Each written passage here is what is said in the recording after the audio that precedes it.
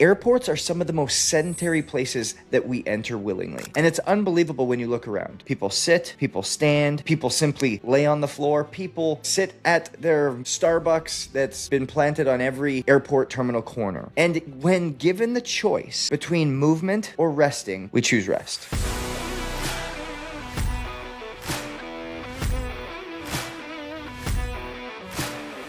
Hey everybody, welcome back to the Own It Show. I'm your host, Justin Roethlingshoefer, and if you're new here, welcome. It's so great to have you, and I'm just so incredibly excited. Hopefully you're looking at the YouTube channel and you're watching us here and you're saying, man, that's a new background. That is a new chair. That's a new mic. That is because our podcast studio is officially launched here at the Health Haven. And it's been so amazing just to see the amount of people that are able now to roll through here. We've got two beautiful filming areas. We've got professional lighting. Everything's just being able to get stepped up a little bit. And there's so many different viewpoints that are able to be seen now and just get this information out. Because like I said, I've been on this mission to redeem the health of the world since I've been 8 years old, but it has only gotten more urgent. It has only gotten more prevalent, and it's only even escalated in its mission and passion for me over the last 5 to 6 years. And so as we're able to see this come to fruition, this is just a miracle that we're standing in, a miracle that we're walking through. And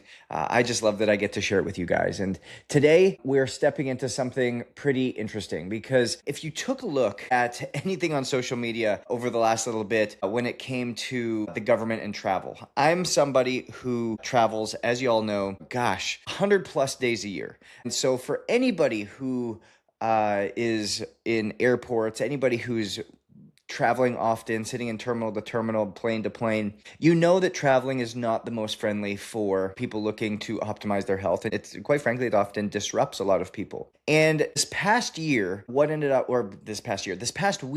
up happening was RFK actually passed a $1 billion bill, $1 billion of new funding to put gyms, active places, active play areas, and healthy food options into airports. And upon reading this, you think, oh my gosh, yeah, you're going to be super excited about this. But I actually had the opposite viewpoint, because today we're going to unpack a few different things, because that $1 billion federal initiative to bring those gyms, healthier food, play areas, nursing pods, and active spaces to airports across the United States, it's more than just what the reporting is about, because there's something deeper. Because there's this problem behind the bill that came across, is that we're focused on the wrong things. And when I say we're focused on the wrong things, it's the same conversation I was having back in 2005, 2006 in the strength and conditioning industry, where we were asking ourselves, do we focus more on front squat, back squat, or trap bar deadlift? And I was like, quite frankly, it doesn't matter which one we do to get an athlete strong. You have to see where they're at and help the modality that's going to service them as an individual. Not so much focus on the modality and proving that, oh, the front squat is better, the back squat is better, or the trap bar deadlift is better.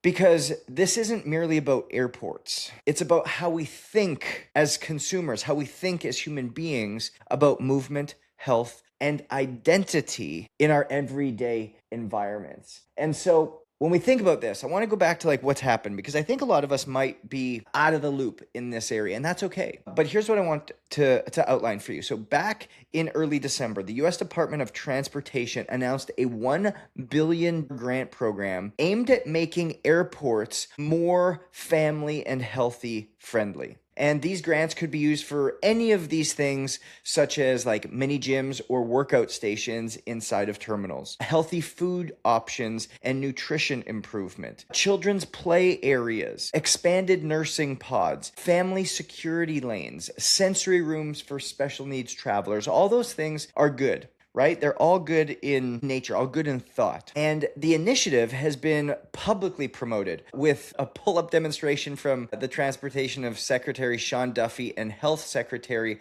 Robert F. Kennedy Jr. over in DC. It was this symbolic gesture showing fitness equipment in airports could actually get travelers moving more during their layovers. And they were doing pull-ups in one of the terminals. They had a pull-up bar there. They had a couple social media influencers there who are influencing in the health and wellness space. But let's be honest, okay? Let's be honest. because this is a symbolic idea. It's cute, it's catchy, and more viral than valuable unless we look at the pattern behind human behavior.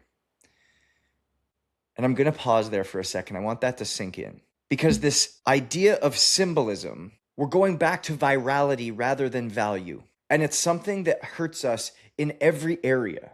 Because here's the surprising reality about activity in airports. Airports are some of the most sedentary places that we enter willingly. And it's unbelievable when you look around. People sit, people stand, people simply lay on the floor. People sit at their Starbucks that's been planted on every airport terminal corner. And when given the choice already between movement or resting, we choose rest. Somebody who travels over 100 days a year, I see it all the time. And if you follow me on social media, you'll actually see me when I go through the airports. I've made a commitment to myself that I never take escalators. I walk everywhere. There's more than enough steps.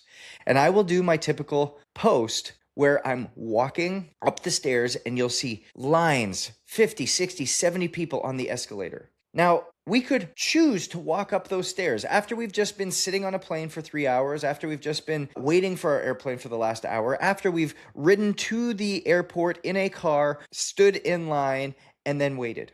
But we don't. That is an active choice that we could currently make right now to get more activity in an airport. Even worse is the walking sidewalks. I make posts like this as well. All of a sudden, I'm walking on the walking sidewalk, and I'm ditching and diving and moving around people who are standing on the moving sidewalk. They slow down their pace or they stop altogether. And then when you go and you actually see places in airports that have really healthy options, there's nobody in the lineup. I can go and get a smoothie. I can go and get an acai bowl. I can go and get a fresh made wrap or salad from some of these places in under 3 minutes. But yet the McDonald's, the Burger King, the Panda Express, the fast food lines are backed up for 20, 30, and 50 people.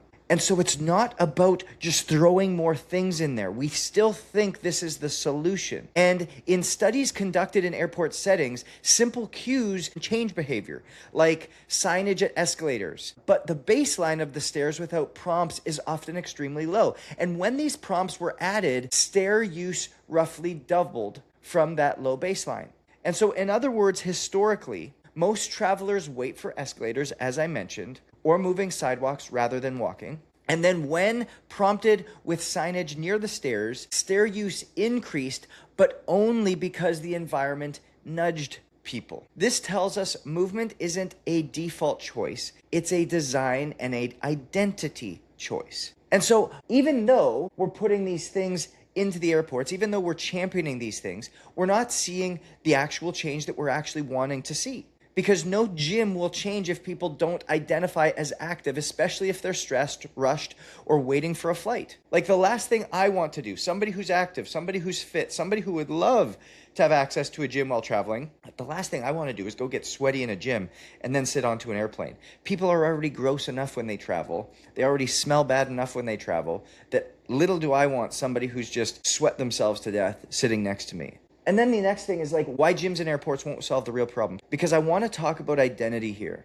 And even some of these other things. You know what? I have to say this because I do love that we're getting more family friendly, that we're putting more moms nursing stations in. I've started to see those pop up all over. And quite frankly, they're often in use, which is amazing. I love the quiet rooms for kids with disabilities or with autism who need some type of sensory changes in their life. I love that. But my goodness, if we are going to start just placing healthier food, healthier restaurants in and giving people choice, we will always choose the less healthy option because of who we identify with, the identity of who we see ourselves as. Because we can drop treadmills everywhere, gyms in malls, parks, and airports alike, but the real engine of behavior change is not equipment, it's how people see themselves. Who are you on a daily basis? It's what do you do daily? And here's the structural issue, is that people are sedentary not because they lack facilities. You see this today. There's more. We have hit a $6.8 trillion health and wellness industry, but yet we are still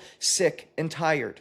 We are still not getting more and more active. These things are not changing readily. Why? Because we don't identify with it. Why? Because we don't see that we deserve it. We don't see that we align with it. And we don't see that that's a part of who we are. And as this industry goes more AI, as this industry goes more with the AI coaching, as this industry goes more with the peptides and more with these quick fixes, we're going to see a faster degradation, a faster depletion of our health holistically. And that is the major issue.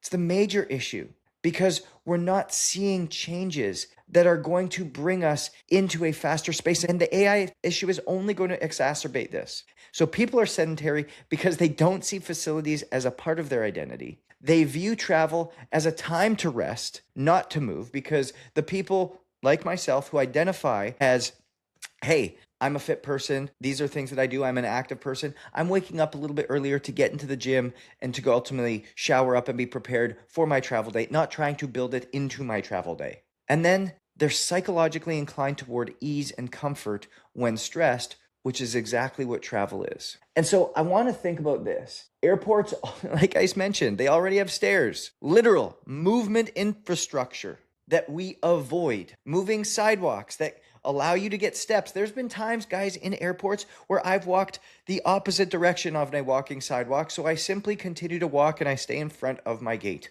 And I get 5,000 to 6,000 steps just walking the opposite direction. And people laugh. But that's a choice that nobody else would make. Thousands of people choose escalators and conveyors every single day, not because they can't walk, but because the environment signals are rest over effort. And we sit into this over and over and over again. And research has consistently found that without prompts, without the elimination of ease, that people will use escalators over stairs. Even with signs, even though stair choice increases a minimal amount, showing that even though the environmental signals help us get to there, they're not going to drastically change how we show up every single day. And so this tells us people will move if the environment is designed to make movement viable, normative, and attractive. But it's going to take such a massive change in who people see themselves as, which is why even today, as we start talking about airports, it's more about identity. It's who do we see ourselves as, which is why coaching is not going anywhere, which is why being able to have conversation and relationships with people and improving themselves is not going anywhere. And as this AI movement comes in, as this wellness industry continues to explode and we try to go for more convenience and more accessibility, it will not have an impact unless we help people see themselves differently, that they're deserving of it, that it's a requirement of them, and that it's something that's going to help take them from where they are to where they desire to go. And so when we think about the identity and built-in environment, when we're starting to put all of these healthy food choices, all of these family centers in, all of these different gyms or active areas in, funding gyms and airports is treating a symptom, not the cause. The way that this $1 billion does not get wasted is if we help people see themselves as something different. Because you can spend $1 billion in installing treadmills next to gate 12 or putting 14 new healthy restaurants in next to the McDonald's. But if travelers see airports as rest spaces, fitness isn't a part of their identity, and environments still cue comfort over movement, then these gyms just become decor. These restaurants just become waste. And these other types of conveniences that we're trying to add for people to enhance their life just become wasted space. And so then we sit here and say, well, what does change behavior? What does actually get us to improve this? What does actually make this $1 billion investment by the government something that is going to have massive impact? Well, we have to have environmental cues that normalize movement. We have to funnel people past these new places. We have to make sure that the healthy food is actually convenient. We have to make sure that these movement spaces are integrated in. We have to make sure that we're telling people to continue to, it sounds crazy, continue to walk on the moving sidewalks. We have to entice people to take the stairs. We should actually slow the escalators down so much that it entices people to go back to the stairs. These are the types of things that we have to do in the environment in order to normalize movement. We have to make sure that we have communities that encourage active behavior, even if it's informal. So like, what does it look like? It sounds crazy, but like I was sitting here going, what if before every single flight, you had to make sure that everybody got 1,000 steps in before they walked onto that plane?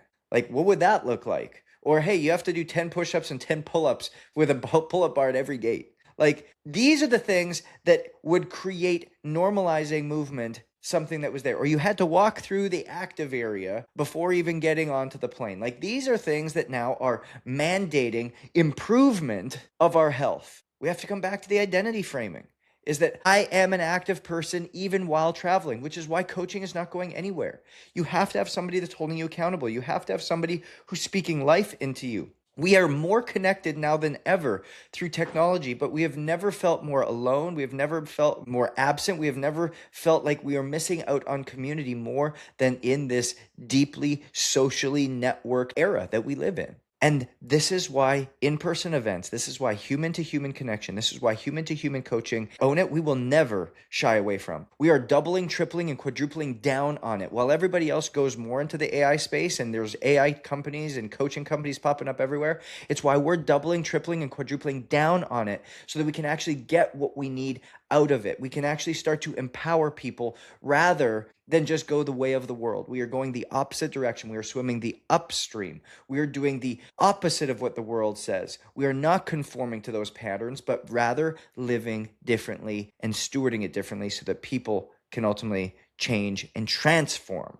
not about behavior modification. And then lastly, we need to make design. We have to design these places. And so hopefully they have somebody who's doing this within these airports and these centers, but design that makes movement the default choice, not the exception. Just as I mentioned, making sure that the healthy choices are what pop up, that they're easy, that they're accessible, making sure that in the lounges, the food that you're putting out is actually on the healthier side. In the lounges, that there's these fitness areas that are available so that we can actually get it in where there is a shower present if that's something that you're looking for. Making sure that we're having people walk through these areas first, making sure that we're going to put little yoga centers in, if we're going to put little stretching mats in, if we're going to put all these things in, what are we doing to make sure that it's designed aesthetically so that we walk through it and it's available to us, so we fall into good habits, not that we have to go out of our way to make them. This is where we need movement psychology, not just gym equipment. We have to make sure we're leaning into the mind, the heart, and the body. We have to get to these people. We have to continue to help them, guide them, lead them, which is where coaching comes in.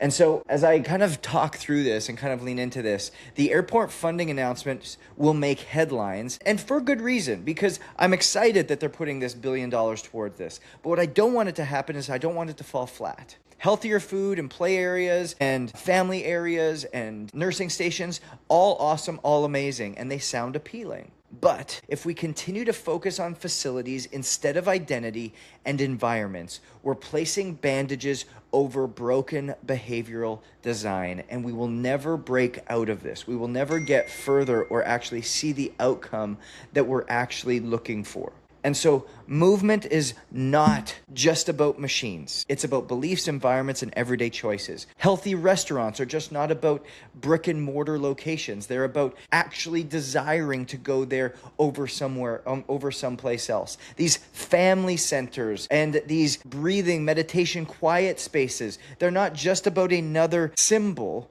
They're about actually functionally integrating them into how we see our new way of life and our new way of travel. And so before we install treadmills or before we install and change these terminals, let's ask ourselves, what choices do airports currently reward?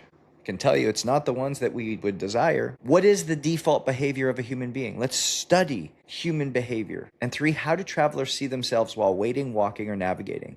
Because if we were actually able to get to the consumer, the end user, the person there, change your identity, see this as stewardship, see this as an opportunity, see this as a moment to actually step into something more powerful, you're going to have a very powerful movement and something that is really enticing and something, quite frankly, that I'm guessing everybody in the government and behind this funding would celebrate. Because the future of public health isn't gyms and airports. It's cultures of active living woven into the places that we already inhabit. It is making sure that the culture of active living is something that we embody, something that we identify with, and something that we walk in. Because without it, it's just another $1 billion added to the debt that we continually walk through, and another decline and separation in the healthy versus the unhealthy in North America. And so when you sit here and you think about this, and you go back to these concepts, it's so cool what we have coming. It's so cool where we're currently walking. It's so cool what we're currently doing. And we live in a really cool time. But what I'm encouraging you to do is challenge the status quo, challenge how you do things, challenge how you think about things, challenge how you walk, challenge how you lead. This is something that fragments you or even triggers you. Ask yourself why. Because the moment that you start to identify that I am someone who focuses on my health, makes the uncommon decision. I get to the bottom of a stair or an escalator and I take the stairs every single time. Or I actually walk on a walking escalator. Or I actually go to the healthy choice at the airport. When you have to make the healthy choice versus something convenient, what do you do? Because if we choose the convenience, if we choose the way of the world, having more options available to us isn't going to actually help us. It's only going to further confuse, and it's actually going to continue to waste. Because we know that success is different. And when you own you're different, you realize that you can start to live differently and be the light that everybody else is looking for. So own you're different. We'll see you guys next week.